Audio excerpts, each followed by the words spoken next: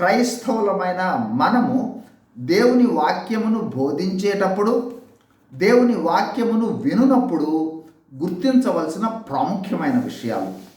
బోధించువారు మొదటిగా ఆత్మతో నింపబడి బోధించాలి. ఎఫెసీ 5:18.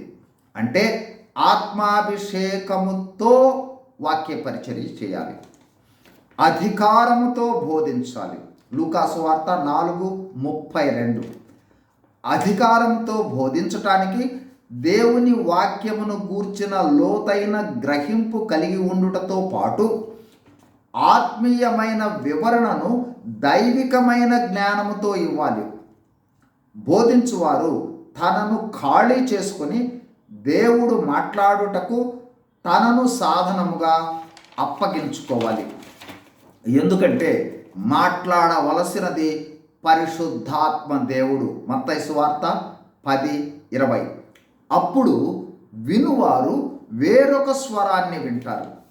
అలాగే వినువారు గ్రహించవలసినది ఏమిటంటే, మనము వింటున్న వాక్యము మాట్లాడుచున్న వ్యక్తి మాటలు కాదని, ఆయన ద్వారా దేవుడు మనతో మాట్లాడుతున్నాడనే అనుభవములో ఉండాలి.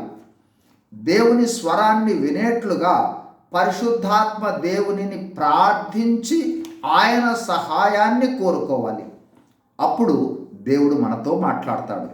వాక్యము విన్న తర్వాత దేవుడు మాతో మాట్లాడాడని చెప్పాలి తప్ప వేరు విధంగా మాట్లాడకూడదనే గ్రహింపులోకి రావడం అనేది అత్యంత ఆవశ్యకం.